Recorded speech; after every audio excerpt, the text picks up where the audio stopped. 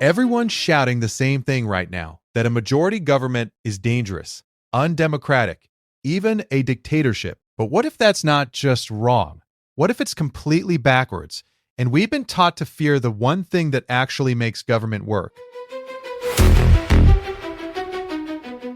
You've probably seen the meme by now, because the Outrage machine has found a new favorite phrase to shout at the internet. They're calling a majority government a dangerous dictatorship and claiming that having a clear mandate is somehow a threat to your freedom. And honestly, that framing doesn't just miss the point, it flips it. Because think about this for a second. What if the real danger isn't a government that can act, but one that can't? What you're seeing is a textbook case of emotional manipulation. It's designed to make the basic mechanics of our parliamentary system feel like something extreme, something you should be worried about. But step back and look at how the system actually works. A majority government isn't a breakdown of democracy. It's the system doing exactly what it was designed to do.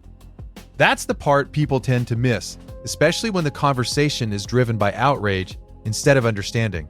Before we go any further, just hold this question for a moment. Would you rather have a government that can actually follow through on a plan, or one that's constantly negotiating just to survive the next vote? Everything we're about to unpack ties directly back to that choice. Because once you move past the slogans and look at outcomes, the conversation shifts. After years of minority governments and constant brinkmanship, we've all gotten used to something that shouldn't feel normal: gridlock.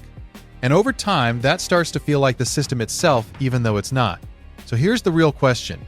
What does a stable 172-seat majority actually deliver that a fragile minority simply cannot? We're going to move past the noise and look at the mechanics. Because once you understand the mechanics, you start to see what's actually been holding things back. Let's start with the number 172. In a 430-seat House of Commons, that's the threshold for a majority. It's not a magic number or a secret code. It's just simple math. But once you cross that line, something fundamental changes in how a government actually functions. The biggest shift isn't ideological, it's structural. It's the difference between what you could call a 2-year negotiation and a 4-year mandate.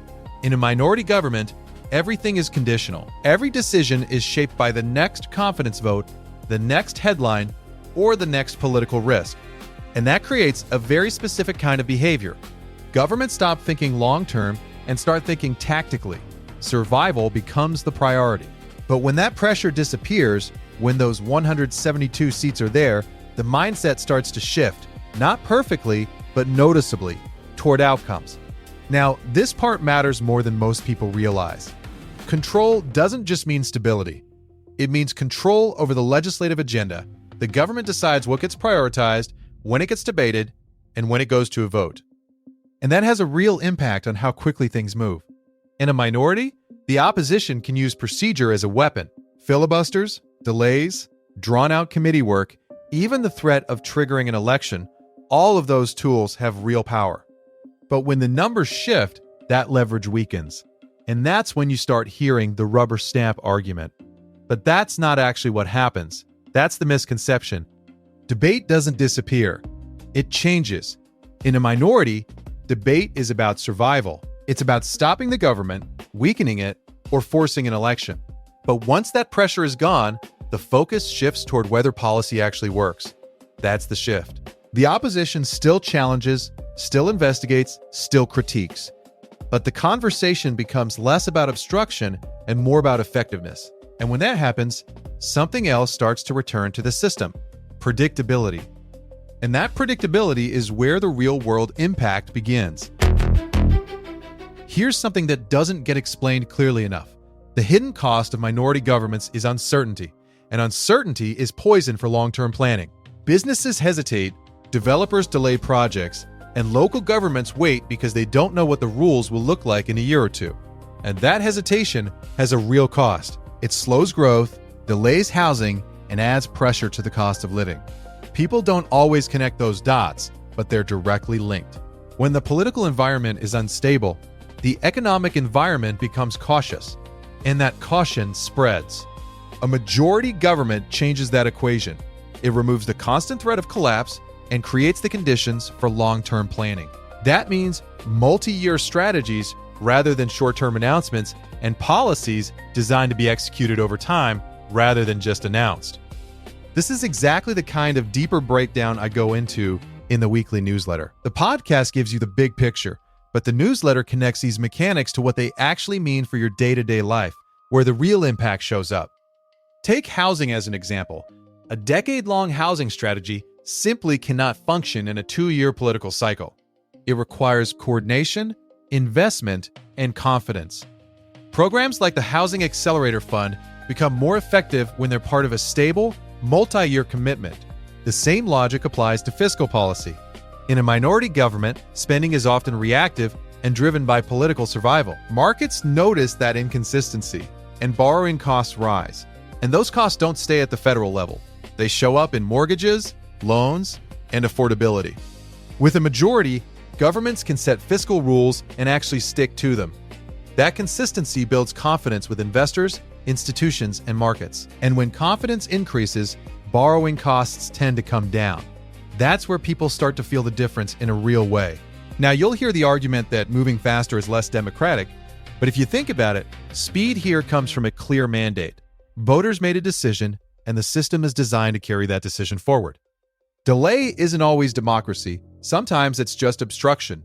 Oversight doesn't disappear in a majority, it shifts. It moves to the Senate, to the courts, to the parliamentary budget officer, and ultimately to the next election. And that's important, because accountability doesn't weaken. It becomes more direct. A majority government provides the tool, but it doesn't guarantee how that tool is used. That's where leadership becomes the deciding factor.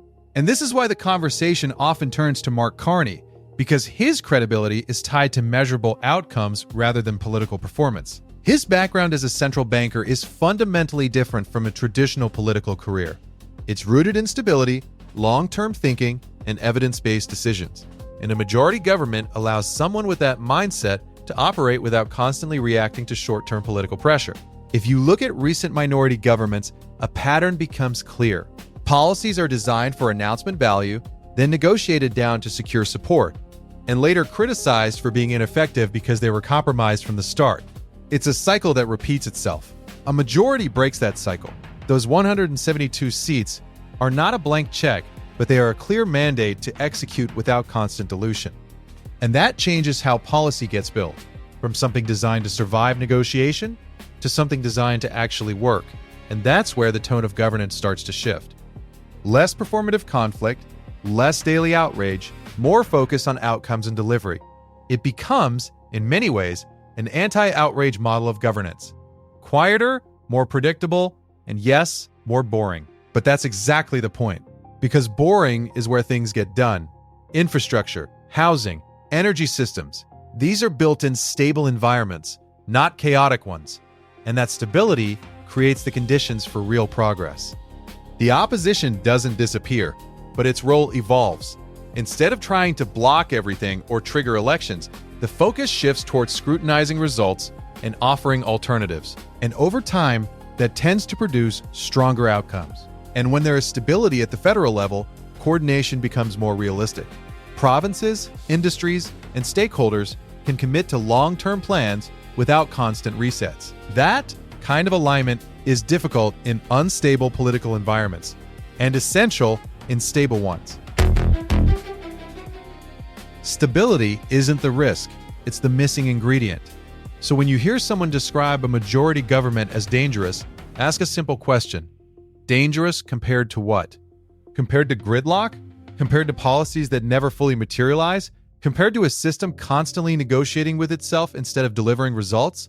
A majority doesn't eliminate democracy. It clarifies it. Voters make a choice, that choice gets implemented, and then voters judge the results. No excuses, no deflection, no one else to blame. That's the shift. Accountability becomes direct. The government owns what it promised, what it delivered, and what it failed to do. And that clarity strengthens the system. So maybe the real issue isn't that a majority government is too powerful. Maybe it's that it removes the safety net of excuses. It forces clarity, it forces delivery, and it creates a direct line between promises and outcomes. If you want the deeper breakdowns, the policy mechanics, the context behind the headlines, and what this actually means for your life, you'll find that in the weekly newsletter. That's where the full detail lives, beyond the surface-level narratives. You'll find the link in the description, and I'd strongly recommend signing up if you want to stay ahead of the noise rather than react to it. And if this kind of analysis resonates with you, follow the podcast. New episodes drop every Tuesday, Thursday, Saturday, plus the Sunday special edition, because the truth doesn't shout, but it does hold up once you take the time to look at it. If you want more facts and less fear, hit subscribe. Check out the next breakdown wherever you're listening or watching. Stay sane, Canada.